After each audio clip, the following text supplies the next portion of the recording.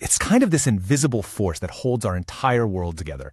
Seriously, from the tallest skyscrapers to the cars we drive, so much of modern life is built on the power to fuse metal together with just incredible heat and precision. So let's dive into this craft. We're going to explore both its immense power and its hidden perils. So in this explainer, we're going to break down the basics of welding and, maybe more importantly, the critical role of safety. This gives us a really clear, expert-driven look at how you handle this kind of power responsibly. All right, Section 1, fusing metal with lightning. And to really get a handle on the risks, you first have to understand the raw, almost elemental force we're dealing with here. So, what is welding, really? Well, at its core, it's a process that takes two separate pieces of metal and turns them into one single, solid piece. And we're not talking about glue or screws here. No, this is a permanent molecular bond. You're literally melting the materials until they mix together and become one. Okay, so every weld really comes down to three key ingredients. First up, you need an intense heat source. Most of the time, that's an electric arc, which is, and this is cool, basically a tiny controlled bolt of lightning. Second, you need shielding. This is a protective gas that creates a little bubble around the molten metal to keep the air out. Why? Because air would make the joint weak and brittle. And third, you have your filler material. That's the extra metal you add to bridge the gap and form that super strong, seamless bond. All right, Section 2, the hidden dangers. But yeah, harnessing that kind of power, it doesn't come without risks. For every incredible thing welding can build, there's a whole list of serious hazards a welder has to keep in check. And that right there, that is the central theme for any professional welder. It's not just about making a strong weld. It's about completely mastering your environment and understanding every single thing that could possibly go wrong.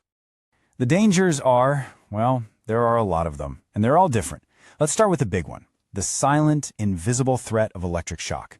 That same current creating the beautiful, powerful arc, it can be instantly fatal if it decides to pass through you instead. Then you've got the one everyone thinks of, fire and explosions. I mean, you're literally working with molten metal and sending showers of hot sparks flying everywhere. And those sparks can travel way farther than you'd think, easily lighting up any flammable stuff nearby. But it's not just the stuff you can see. There are invisible threats too.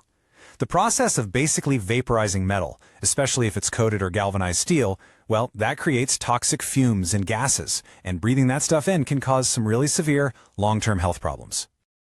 And last but not least, there's radiation. That incredibly bright light from the welding arc, it's a massive source of UV rays. Think of it like an instant, super intense sunburn. It can cause painful burns on your skin and, even more dangerously, to your eyes. It's a condition welders call arc flash, and it's no joke. And here's the thing, not all welding is created equal.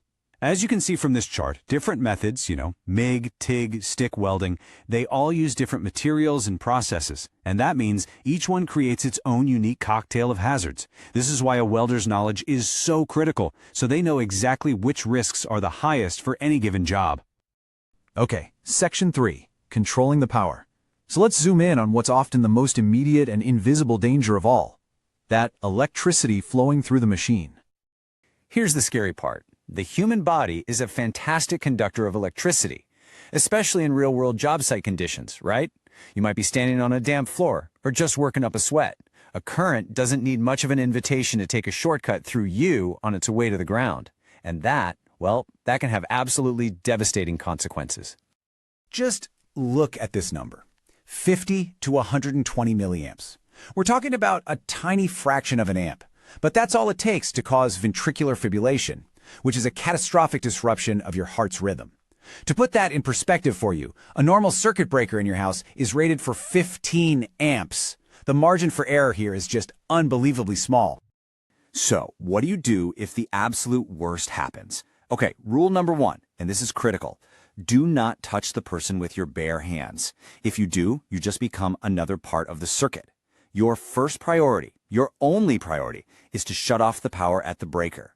If for some reason you can't get to it, you have to find something that doesn't conduct electricity, like a dry wooden broom handle or a piece of lumber, and use that to separate the victim from the power source.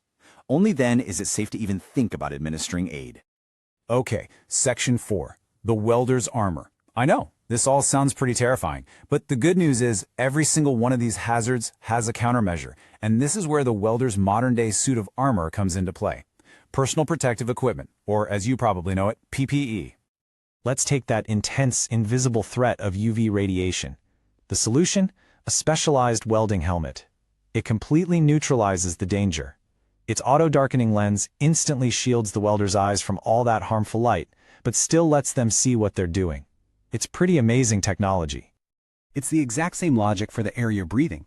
The hazard is those toxic fumes that can lead to all sorts of long-term health issues. The solution? A good respirator fitted with the right kind of filters to catch all those nasty particles before you can breathe them in. And hey, it's not just about what you can see or breathe. Some of these welding and grinding processes are incredibly loud. We're talking way over 85 decibels, which is the point where hearing damage starts. So simple, effective ear protection? Yeah, that's completely non-negotiable. So to complete that suit of armor, you've got a heat-resistant jacket for sparks and UV rays, properly insulated gloves to stop electric shock and burns, CSA-approved steel-toed boots to protect your feet, and of course, safety glasses. And those should be on at all times, even when your helmet is down. Okay, final section. Safety is a skill. Because look, you can have all the best gear in the world, but it doesn't mean a thing with the right mindset. This is where safety stops being a list of rules and becomes a genuine professional skill. And here's the crucial point. A true professional understands that safety isn't some annoying chore that gets in the way of the job. Safety is the job. It's about having a deep, fundamental respect for the powerful, dangerous forces you're controlling and being totally committed to mastering them. Think about it this way. A technically perfect weld that was made in an unsafe environment is still a failure. Period. The mark of a true master of this craft isn't just making a good bead. It's the ability to produce that high-quality work while flawlessly managing every single risk, every single time. It really makes you think, doesn't it? What other skilled professions out there have these hidden dangers that demand that same level of respect? It's a good reminder that so much of our world is built on the courage and the discipline of people who are willing to face dangers most of us never even see. And that, well, that's something worth remembering.